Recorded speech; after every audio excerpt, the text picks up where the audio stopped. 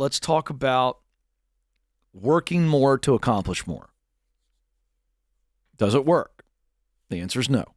Employees who feel pressured to work after hours aren't as productive as people who stick to their 9 to 5. So for those of you who are going, I just want to quiet quit. You don't have to quiet quit. You know what you have to do? You have to say no to some things. You have to come up with some systems and focus on the things that really matter. I can promise you, anybody that is overworking is not doing a good job of saying no and is not doing a good job of prioritizing what really matters most. I could just tell you, I could shut the whole statement down right there, walk away, and for those of you that are willing to dig into those two things, that would be enough. So I'm going to say it again. If you're overworking, yes, your leader is not leading you properly. I want to acknowledge that. But let's take some personal responsibility, shall we? And the personal responsibility for someone who is being overworked is beyond, hey, I got to talk to my leader and we got to figure out a plan. But what can you do? I'm going to tell you something. I've been in leadership. I've talked to so many of you, thousands upon thousands of you that are in a situation where you feel overworked. Can I just tell you something? You have more control than you think you do. You are saying yes to stuff that you should say no to, and you aren't prioritizing your time. You say, how do you know that? Well, I'm going to dive into it in a second, but I'm telling you this, you're in too many meetings. And you aren't looking at your work from a priority standpoint, you're looking at your work from a productivity standpoint. And when we focus on productivity versus priority, it is very easy to get overworked. All right, there's the hook. All right, now let's dive into this. Am I right or am I just feeling froggy today? Slack did a survey of, you ready for this? This is a huge survey. 10,333 full-time desk workers in the United States, Australia, France, Germany, Japan, and the UK in August and September of 2023. And here's what they found. 33% of desk workers were logging on outside of their company standard hours, with over half saying it's because they feel pressured and not because they want to. Of course, the question is, why do they feel the pressure? I want to acknowledge that some leaders are pressuring this, but some of it, maybe even as much as half of it, if I were to coach you one-on-one, I bet you I could find that this is self-imposed pressure. Why? Because I think you're focused on productivity, not priority. More on that. I'm going to keep hitting that, and I'm going to come back to that very tactically. All right. Now, those who feel like they've got to work extra hours are 20% less productive than those who stop working at the end of their standard day.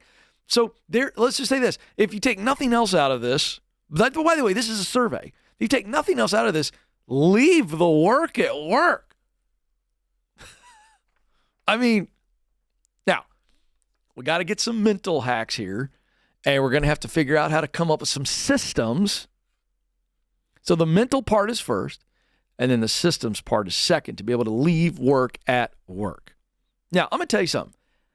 I do this very well. And I will tell you, if you talk to Alex Chatfield or anybody that works with me on a day-to-day basis, I am not a systems guy. I'm a flow guy. I got my own process of flowing. It's not perfect, but let me tell you what I'm not doing. And I am in a high-pressure gig. I leave work at work. Because I don't think I could do what I do if I was not leaving work at work. So, this is my own testimony on this. Now, more into the data. People who are working extra hours, and by the way, this isn't mandated, they're feeling pressure. They reported 2 times as likely to have work-related stress, 2 times as likely to have lower satisfaction at work, 2 times more to burn out. Need I go any further on what the physical aspects of that are? Your mental health and your physical health are going to keep getting worse. Now, people that are overworked or overworking are 50% more likely to say they have too many priorities. Oh, there's that word again. Too many priorities. So what's going on? They don't know how to say no. They don't know how to say no. Or maybe they do know how to say no, but they aren't brave enough to say no. Now, here's the big culprit. You know what the number one sapper of time is and priorities for people at work? Meetings. I'm laughing because I saw everybody shake their head in the booth too. I mean, let me tell you something. No organization is immune to this. If I were to take my pencil, if this was a magic pencil, Alex, and I would go like this and something cheesy, and I would go poof, and I could change one thing today all over America and around the world in the workplace just for fun for one day, it would be no meetings. Now, don't misunderstand what I'm saying. You would still have to get the work done, right? So whatever your job is, you would still have to do it, but you could not and you would not have any meetings. Now, Alex, I'm going to put you on the spot. He hates this, but I'm actually going to do it because you can handle it. All right, you produce 2 shows. You have a lot going on at this place. You got a lot going on. And full disclaimer, this isn't bashing Ramsey. Ramsey's a great organization. I'm just saying, we all do too many meetings. I think we could all agree. Does that scenario sound unrealistic and Pollyanna to you? Or does it sound very legit? And what I want you to do before you answer, I want you to think about what I just said. You would have to do for a full day or maybe a full week, everything you do, like your job of producing, but you weren't having meetings. Now, that doesn't mean you can't talk to people on the team. You can't email. You can't, but I'm talking like you aren't going to every meeting that you go to on a normal rhythm, normal day.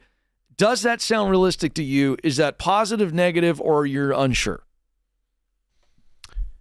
I'd say it'd get replaced with just a face-to-face conversation. Be a lot more of those. That would increase, probably meetings decrease, yeah.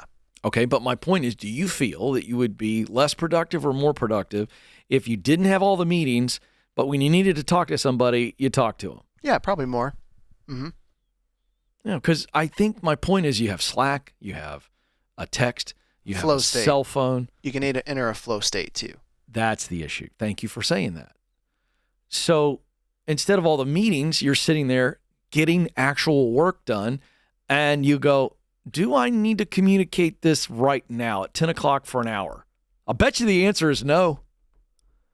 Now, I don't want to hold myself up but I'm going to tell you something. I despise meetings, most of them, not all of them. I like creative meetings. I want to make sure our content meetings I enjoy because we're being creative. And those are super important. I believe group collaboration, call it a meeting, but group collaboration is, that would be the only meetings I would protect. I wouldn't replace those meetings. But let me tell you this. And let me also say, I'm sure that I've irritated a lot of people, probably yesterday, the last week, probably irritated Alex, but I'm the king of the text. I'm the king of the quick call. And I am the king of the show up at your desk. I'm the king of that. Yes or no? Alex, I'm the king of that. Now, let me just tell you something. When I do that, I may have interrupted your workflow for a little bit, but it's far less of an interruption than a meeting. And it's far more effective than a meeting. Is this also true? Tell me if I'm wrong. Oh, yeah, 100%. All right, then. I've made my case. One of the things that we've got to do here is start to take meetings as a serious threat to your productivity, which is affecting your priorities, and it's making you work after hours. I think, can I just tell you, leaders around the world, leaders, Ricola, hey, leaders, what if you drastically tested a new meeting strategy? What's the worst that can happen? Hey, you know what you can do? You can go right back to filling up your Outlook calendar with your frickin' meetings. I sure would try it. Less meetings and more conversations. Gosh, that's all I need. I think it'll work for you.